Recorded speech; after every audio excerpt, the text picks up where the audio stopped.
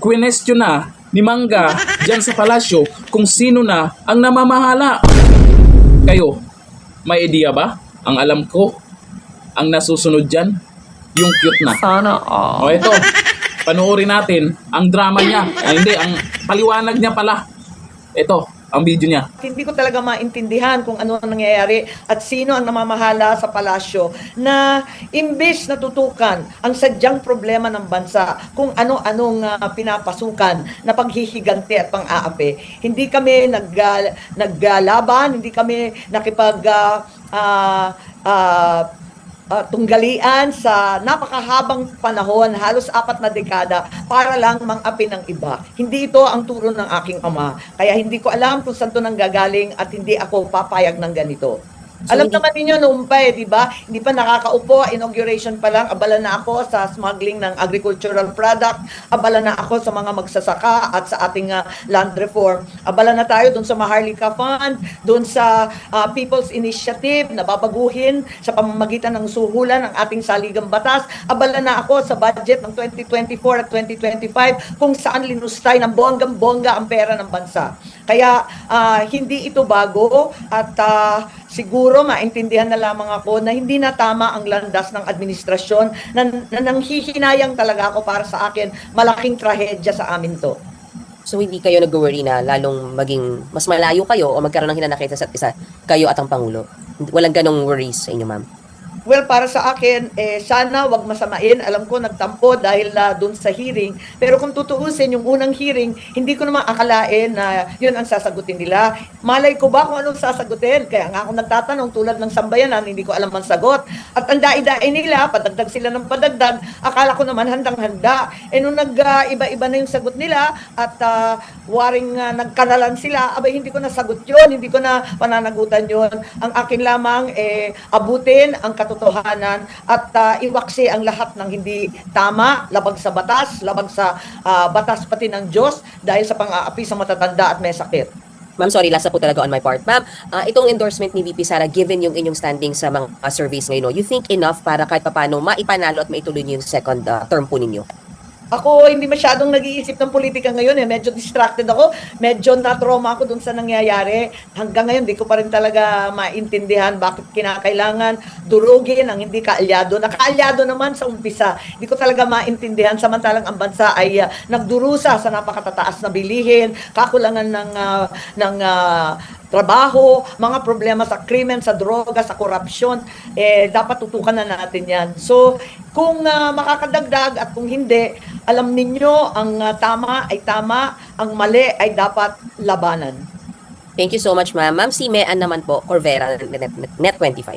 Okay, hi Mayan. Good afternoon, good morning pa. Ma'am, yung follow-up ko lang, sabi niyo kanina,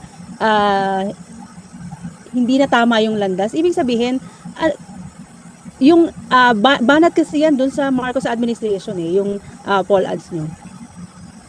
Wala tayong magagawa. Talagang marami ng tuloy-tuloy na kamalian. Hindi ko maintindihan kung sino talaga ang nag-a-advise. Nung bata pa ako, maliit pa ako, hindi naman maliit, pero teenager pa ako, sinabi ko na talaga, Malacanang is a snake pit. Nung panahon ng tatay ko yon, kasi kung ano-ano kung sino-sino lumalapit, kanya-kanyang agenda, ngayon, ang nangyayari talaga nakakatakot. Kaya sana pinagdadasal ko lagi ang aking kapatid na mabalik sa tamang landas dahil hindi na tama itong mga pangyayari, itong politika na mapang-api, mangpahigante, hindi na siya ayos. Tutukan natin ang problema ng mamayan. Balikan natin ang ating tungkulin.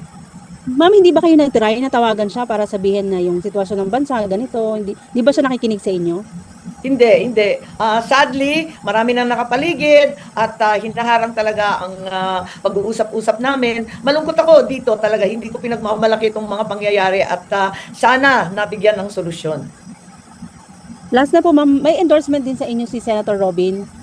Ibig po ba sabihin, lilipat na rin kayo sa PDP Laban or independent pa rin? Independent pa rin ako, okay lang. Kung sino mag-endorse sa akin, nagpapasalamat ako. Tuwan-tuwa nga ako kay Senator Robin. Kasi ang bilis niya eh. Sabi niya, sige, ready na ako. Pagdating galing sa Hague, talaga nag-shooting na rin kagad. At madalian din. Dahil lang sabi nga niya, pinagsabihan daw silang lahat na magsiuwi at ikampanya na ang lahat ng mga kasamahan.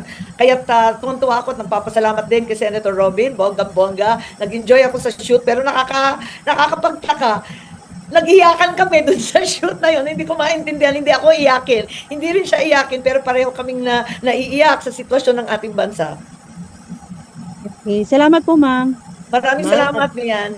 Ma'am Cecil Suerte Felipe po sa Star. Ay, meron pa akong ano. Ma'am, speaking of Senator Robin po, sabi niya parang, di ba nung hearing niyo, sabi niya, hindi ko kayo pinako-contempt, walang utos ni PRRD na i-contempt kayo. Do you, parang nag-uutos ba sa inyo si PRRD? Di ba it's not supposed to be that way? Wala naman kaming contact kay Presidente Duterte. Hindi ko alam kung meron silang contact doon sa Hague. Hindi naman ako napunta. Ako wala naman akong mga utos-utos. At nakita naman ninyo, hindi natiis ni Senator Bato, talagang nag-move siya for contempt. Wala namang magawa kasi harap-harapan naman nagsisinungaling. Ang nakakalungkot lang, sinuwag naman ng desisyon ng komite ng ating Senate President. Kaya nabigla naman kami. Never heard naman yung may syokos-syokos. Wala sa buong rules ng Senado yung syokos na yan. Opo, yan sabi din ni SP pala, SP Escudero, na parang nag-hope siya na magiging parang instrument ng unity yung inyong hearing, but it turned out pati yung Senate parang na-divide. Your take on that, ma'am? Hindi ko maintindihan dahil ang totoo, yan din ang pakiwari namin, naging very emotional ang buong bayan. Ganun ba? Pero matapos panoorin po ng mga netizens itong video na to na talagang bumabanat na siya sa palasyo. O di ba? Saan ka pa? Kapatid ng Pangulo, bumabanat sa palasyo. Pero eto ang sabi ng mga netizens. Sabi ni Eugene C., "No more Marcoses, never again." Matapos mapanood niyang video na yan. Sabi po ni outspoken, simula maupo si Marcos Jr. as President, walang humpay na ang paglulustay, pang-abuso ng kapangyarihan, panggigipit sa mga bumabatikos at iba pa. Pero hindi ka gumawa ng paraan, Amy Marcos. May magagawa ka kung gugustuhin mo. Agdi ako dyan Kahit gipitin ka pa ng hipag o pinsan at kapatid mo, anong petsa na bakit ngayon lang na election and campaign period? Sana nagets niyo yung punto niya. Ito, sabi ni Focus One, maganda mag-acting si Senador Amy. Norton Marcos again. Aba, pasado na ba sa inyo? Ayun po yan sa nakapanood ng video na yan. Kung ako naman ang tatanungin nyo, mangga pa rin ako. Ay hindi. PDP laban pa rin ako. Yung iba nating mga kasamahan, ibuboto talaga ito dahil lang kainday. Huwag niyong kalimutan, kapatid pa rin niya ang nasa palasyo. Kapatid pa rin niya yan. Kahit anong klaseng kaguluhan or kung anumang pinag-uusapan, kapatid pa rin niya yan. At eto lang, bakit siya nagkakaganyan? Kanya ng tactics yan. Paano makuha ang boto ng taumbayan? Kaya ako ay nagpaalala lang, pagdating ng panahon, kung ano yung maging resulta, kung manalo man yan, at may ginawa na hindi natin magustuhan, sana naman, huwag natin sisihin si BP Sara dahil lang dyan. Pinoto ba natin? Dahil kay BP Sara, huwag natin pong sisihin kasi po ang pagboto nasa atin. Nasa atin pa rin ang desisyon dyan. Kung hindi natin susuportahan yung manggang yan, hindi ibig sabihin hindi natin suportado si BP Sara. Choices pa rin natin yun.